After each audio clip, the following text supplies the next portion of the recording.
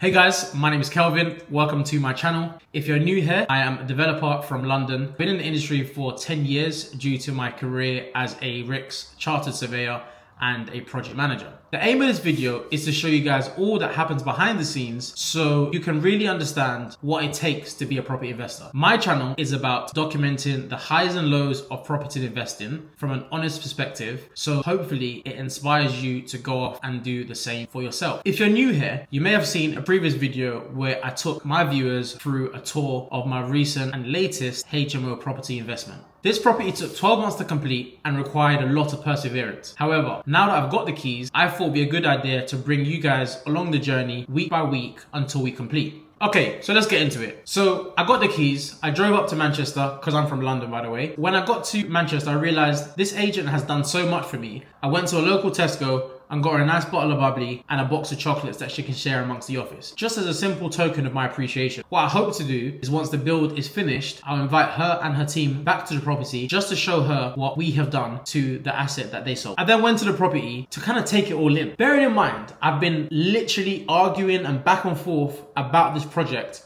for 12 months, and I was here finally using the keys that I own. But when I actually got into the property, I realized this is actually happening. There's no going back. So as my builder's been involved in the project right from the outset and just been keeping in touch with me whilst we're going through conveyancing, the second we got the keys, he was ready to go and get the boys in. We fitted a key box to the front of the property just to ensure him and his team had access to the property as and when. So I also used this opportunity to kind of knock on the neighbors' doors and introduce myself. I wanted to do this because I realized we're about to make a lot of noise. So the least I can do is say, hey, I'm your new neighbor, give them my details if they wanted to have my details, and also let them know that we will be serving them with a party wall notice. A party wall notice is basically just a letter to let them know that because we share a party wall, we ultimately just need to let them know that we're doing something that could disrupt the wall. There's no intended damage, but on one side, we're removing the full chimney breast. And again, on the other side, we're doing something on the boundary, which they just need to know about. I knocked on both doors and was lucky enough to get an answer from both people. One was rented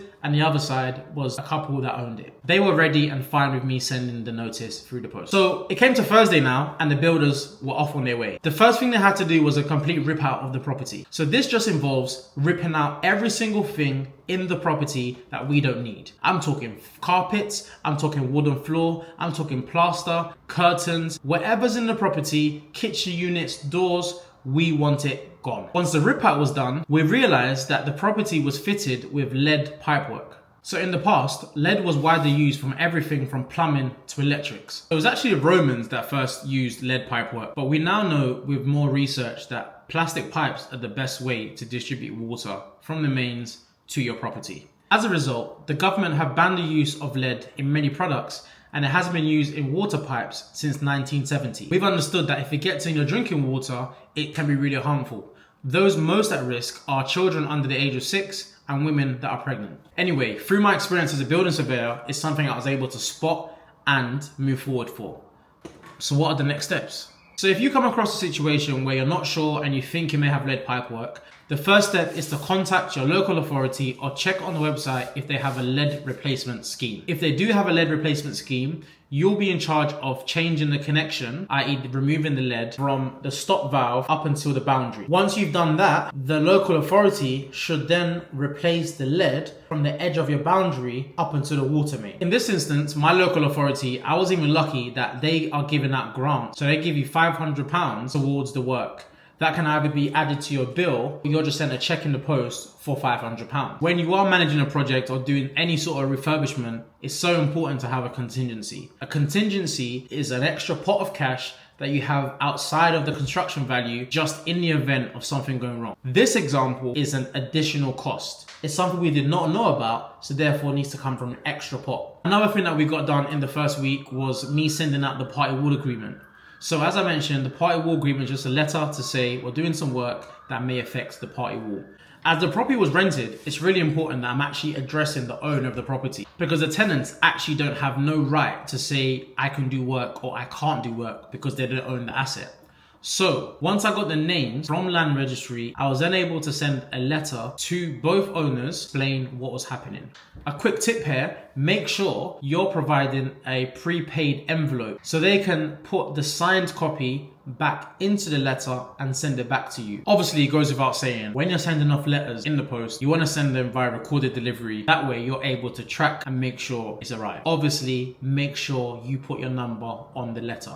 What actually happened in my situation is the owner of the property to the right, she received the letter, didn't quite understand what was going on, and it was actually her son that reached out to me via the phone. If I hadn't put my number on the letter, I probably would never have got approached and I would have never received the reply. Once I spoke to him, he understood everything we was doing. His mum was happy. All he needed was a copy of my builder's insurance. I sent that via email. He sent back the signed letter. Everyone's happy. My builder had completed the rip out and it was perfect time for us to then begin removing the chimneys. In order to remove chimneys, you need to install steels above the ceiling level to ensure that they can take the load above. I think the next thing to mention is that because I live in London and I'm investing nearly 250 miles away in the north, it's very important that you have the systems in place when you are a remote investor, that you are working with a builder or a build team or a local project manager that's able to support you with updates as you're monitoring the project. So being a project manager, I'm able to be on top of the project in terms of files, numbers, etc. It's very important that you have an understanding with your builder right from the outset. So based on my experience, I hosted and chaired a pre-start meeting. This is really important. So a pre-start meeting is basically when you put together a meeting before the project is about to start. Hence the name pre-start meeting. This is something I've done for years now in my experience as a project manager. So I was able to have a lot of talking points and put together an agenda. It's very important to start off with how you got here and what your plans are. Let me know if you want me to cover those or anything like that in the comments in a future video, and I'll make sure I put that together. What happened next was, as work was progressing, I made sure that my builder was able to send me updates via WhatsApp. And it was literally him walking through the project, talking through changes, things that I were not sure about, potential extra costs. And then I was able to go to my project management document to ensure these are logged. Again, let me know if you want more videos on how I manage projects in the future. So overall, I'll say the first week, things have got off to a very good start. The builders have been proactive, communication has been 10/10. I've been really peaceful knowing that I'm working with a builder who knows what they're doing and to give me the updates I need. I'm someone that loves the detail, but so long as I'm getting the information I need, I don't need to chase for it. Anyway, guys, I'm gonna keep these videos up and make sure I'm updating you guys on a weekly basis. Like I said, I want to document the journey from beginning to the end. I want to honestly share how things are going and how I'm feeling. I've got no idea how this is gonna go. I don't know where the project's gonna take us. All I do know is I'm gonna be honest about the journey. Let me know what you think about these kind of videos in the comments below. If there's anything I've mentioned that you would like me to cover in another video, please do let me know in the comments. But for now, I want to thank you all for your time. Speak soon.